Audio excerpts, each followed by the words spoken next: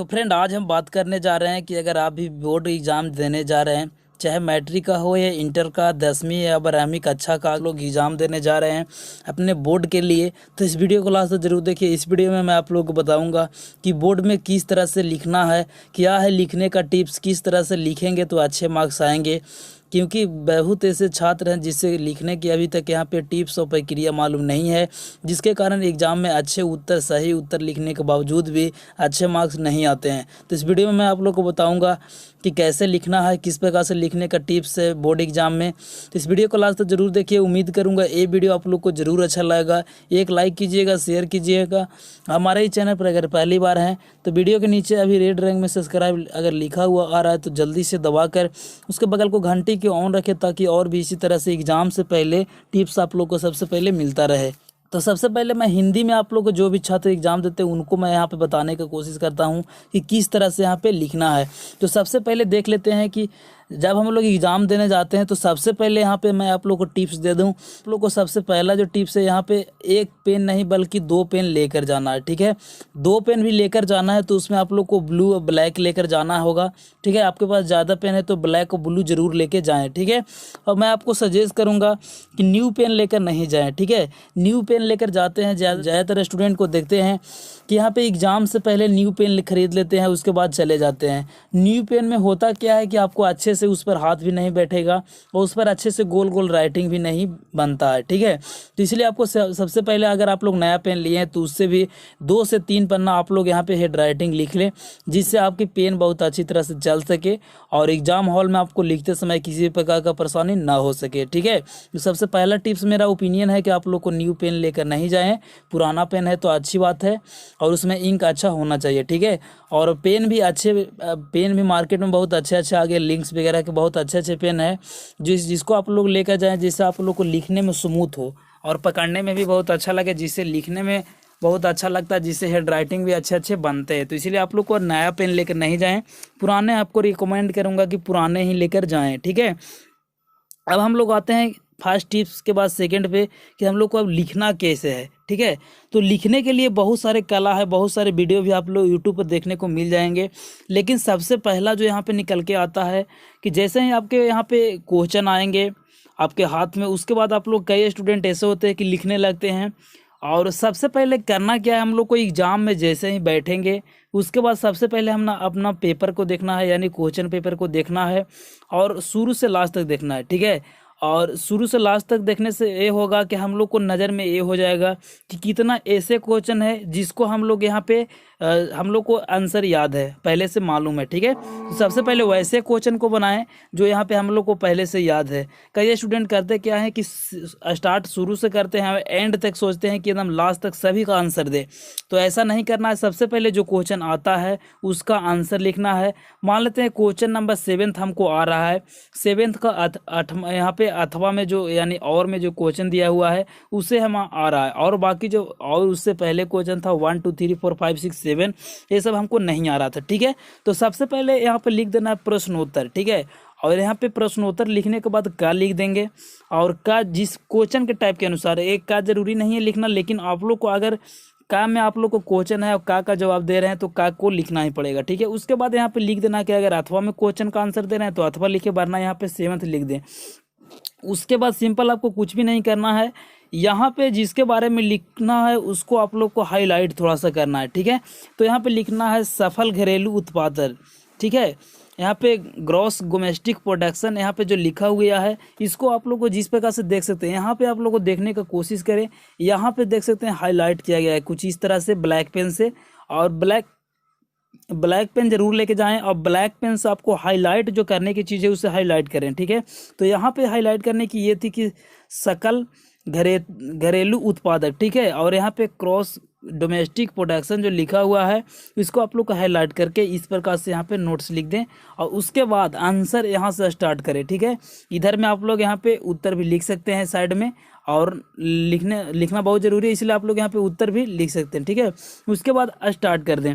Start करने के बाद देखिए यहाँ पे सबसे बड़ी जो बात यहाँ पे आती है कि आप लोग को लिखते समय आप लोग को ऊपर वाली लाइन में लिखना है। ठीक है, ऊपर वाली लाइन में लिखते लिखते भी आप लोग को ये ध्यान देना है कि बीच बीच में हमने गैप यहाँ पे छोड़ते चले जाना है। जैसे कि यहाँ पे देख सकते हैं किसी, उसके बाद यहाँ इतना स्पेस दिया गया है, छोटा सा स्पेस है, उसके बाद देश लिख के फिर छोटा सा स्पेस है, उसके बाद फिर यहाँ पे किसी सीमा के अंदर एक वर्ष में उत्पादित समस्त अंतिम वस्तुओं को सेवाओं का मौद्रिक मूल्य सफल घरेलू उत्पादक कहलाता है। ठीक है, तो यहाँ पे देख लो सबसे बड़ी चीज़ जो हम लोग को यहाँ पे एग्जाम में गेस नहीं कर पाते हैं, यहाँ पे छोटा छोटा यहाँ पे गैप बनाते चलना, जिससे देखने में साफ साफ लगता है और यहाँ पे अच्छा देखने में, और टीचर के ये भी नहीं समझ में आता है कि यहाँ पे क्या यहाँ पे लिखा गया है।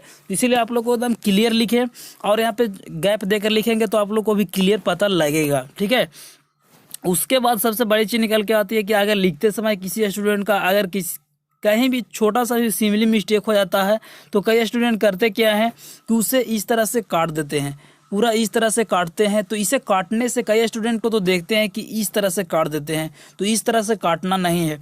अगर छोटा सा भी सिमिली मिस्टेक है तो आपको इस तरह से यहाँ पे काट देना है। उसके बाद फिर आप लोग को रेगुलर लिखते चलना है, कंटिन्यू लिखते चलना है। ठीक है, तो देख सकते हैं मैं आप लोग को दिखाने का भी कोशिश करता हूँ, देख सकते। तो इसी प्रकार से आप लोगों को कंटिन्यू यहाँ पे लिखते चलना है। उसके बाद देख सकते हैं क्वेश्चन नंबर 8 का भी उसी प्रकार से आंसर दिया गया है, यहाँ पे हाईलाइट किया गया है, पूरा आंसर यहाँ पे लिखते गया है। यहाँ पे साफ साफ जो भी लिखे आप लोग साफ साफ लिखें, छोटा भी इसमें आप लोग को गलती आपको लग रहा है कि ये बट गलत है फिर भी आप लोग को छोड़ देना है। उसके बाद कंटिन्यू लिखते चलना है, उसके बाद यहाँ पे एंड कर देना है। ठीक है, और उसके बाद फिर से अगला क्वेश्चन को, यहाँ पे जो क्वेश्चन संख्या जितना भी आप लोग लिखते हैं यहाँ नहीं लिखें। ठीक है, आप लोग को ऊपर में इस तरह से लिखते चलें सभी का, चाहे वह क्वेश्चन नंबर 1 हो, 2 हो, लास्ट हो, इस प्रकार से आप लोग को यहाँ पे हाईलाइट करते चलना। अब बीच में ऐसे हाईलाइट जरूर करें। हाईलाइट करने से ये होता है कि ताकि टीचर जो चेक करते हैं, कॉपी का मूल्यांकन करते हैं, जांचते हैं, वह देखते हैं कि ये जो क्वेश्चन नंबर 8 है और यहाँ पे क्लियर पता चलता है। इधर आप लोग लिखते हैं तो क्लियर पता नहीं चलता है और हाईलाइट किया हुआ रहता है, जिससे और भी एकदम अट्रैक्टिव और देखने में अच्छा लगता है, जिससे टीचर को चेक करने में किसी प्रकार का त्रुटि और यहाँ पे समझने में किसी प्रकार का यहाँ पे परेशानी नहीं होता है। सेकेंड यहाँ पे जो मैं कुछ और यहाँ पे थर्ड टिप्स देता हूँ। थर्ड टिप्स ये है कि आप लोग को जब भी यहाँ पे कॉपी स्टार्ट करें लिखने के लिए तो 2-3 पेज ऐसा लिखें। शुरू में आप लोग जैसे ही स्टार्ट करें लिखने के लिए आप लोग को ज़्यादातर मैं आप लोग को सजेस्ट करूंगा कि 2-3 पेज ऐसा लिखें। कई स्टूडेंट का हैंड राइटिंग बहुत ही गंदा रहता है, फिर भी मैं रिकमेंड करूंगा कि आप लोग कम से कम 2 से 3 पेज तक एकदम साफ साफ और क्लियर लिखें। इससे क्या होगा, टीचर चेक करते समय आप लोग को फ्रंट पर देखेंगे कि ये जो लड़का लिखा हुआ है अच्छा से लिखा हुआ है और साफ साफ लिखा हुआ है। इससे क्या होता है कि मन में डाउट बना रहता है कि ये आगे भी अच्छा लिखा होगा और मार्क्स अच्छे देकर चले जाते हैं। तो इस प्रकार से आप लोग को गलती नहीं करें और अपने एग्जाम में फर्स्ट, थर्ड और 1, 2, 3 इस प्रकार से पेज में आप लोग को क्लियर लिखें और जिससे कॉपी को चेक करने में किसी प्रकार का त्रुटि टीचर को नहीं हो। ठीक है, सेम कंडीशन में यहाँ पे देख सकते हैं क्वेश्चन नंबर 8 भी इसी प्रकार से लिखे जाना है। यहाँ पे 9th भी देख सकते हैं, 9th भी इसी प्रकार से प्रश्नोत्तर और यहाँ पे 9th लिखकर उसके बाद यहाँ पे आंसर स्टार्ट करके यहाँ पे हाईलाइट करके इस प्रकार से उत्तर आप लोग को लिखते जाना है। ठीक है, उसके बाद देख सकते हैं इस प्रकार से भी कई स्टूडेंट लिखते हैं। यहाँ पे देख सकते हैं क्वेश्चन नंबर 18 लिख दिए, उसके बाद उत्तर, उसके बाद इस तरह से लिखते हैं। तो इस प्रकार से आप लोग नहीं लिखें। ठीक है, मैं आप लोग को रिकमेंड करूँगा जो ऊपर में मैं आप लोग को बताया हूँ उसी प्रकार से आप लोग लिखें और हाईलाइट को अच्छी प्रकार से करें ताकि आप लोग किसी प्रकार का त्रुटि, यहाँ पे देख सकते हैं इस प्रकार से अगर इस प्रकार से लिखते हैं फिर भी यहाँ पे हाईलाइट जरूर करें। उसके बाद मैं आप लोग को रिकमेंड कर दूंगा अब इंग्लिश के छात्रों के लिए, तो इंग्लिश का भी छात्र देख सकते हैं इस प्रकार से हाईलाइट करें। यहाँ पे देखते हैं क्वेश्चन नंबर 5 है, इसका आंसर फोर्स है यहाँ पे, तो इस प्रकार से यहाँ पे हाईलाइट कर दिया गया है इलेक्ट्रिक फोर्स को और यहाँ से आंसर स्टार्ट कर दिया गया, उसके बाद यहाँ पे आंसर एंड हो गया है। फिर से यहाँ पे ग्रेविटेशन फील्ड स्ट्रेंथ जो यहाँ पे लिखा हुआ है इस प्रकार से हाईलाइट देख सकते हैं बहुत अच्छी प्रकार से किया गया है। तो सभी क्वेश्चन को आप लोग हाईलाइट जरूर कीजिएगा जिस पे के बारे में आप लोग लिखना चाहते हैं, क्वेश्चन को भी हाईलाइट जरूर कीजिएगा, क्वेश्चन नंबर को भी हाईलाइट जरूर कीजिएगा। आप लोग एग्जाम में एक गलती नहीं कीजिएगा कि क्वेश्चन को आप लोग को उतारना नहीं है। ठीक है, जो क्वेश्चन पेपर में आप लोग को क्वेश्चन लिखा हुआ है उसको आप लोग लिखना नहीं है।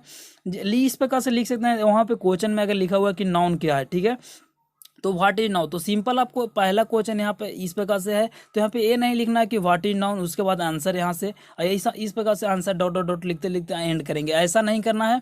आप लोग को अगर नाउन दिया हुआ तो सिंपल यहाँ पे नाउन इस प्रकार से लिख लें और इस प्रकार से नाउन लिखने के बाद इस प्रकार से हाईलाइट कर दें। ठीक है, हाईलाइट करने के बाद यहाँ से आप लोग स्टार्ट कर सकते हैं और यहाँ पे क्वेश्चन नंबर जितना भी यहाँ पे क्वेश्चन नंबर 5 है तो 5 या प्रश्नावली या क्वेश्चन इतना लिख कर यहाँ पे लिख सकते हैं। ठीक है, इस प्रकार से आप लोग लिखें और हाईलाइट जरूर करें।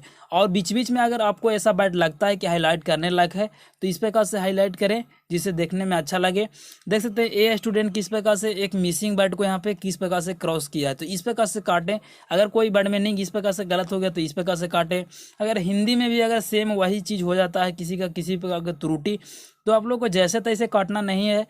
यहाँ पे देखो, मैं आप लोग को थोड़ा सा दिखाने की कोशिश करता हूँ। यहाँ पे मुद्रा जो लिखा हुआ है ये देख सकते हैं गलत से लिखा गया है, यानी रॉन्ग हो गया। तो इसको देख सकते हैं किस प्रकार से काटा गया है, बहुत अच्छी प्रकार से इस प्रकार से केवल यहाँ पे क्रॉस कर दिया गया है इस प्रकार से।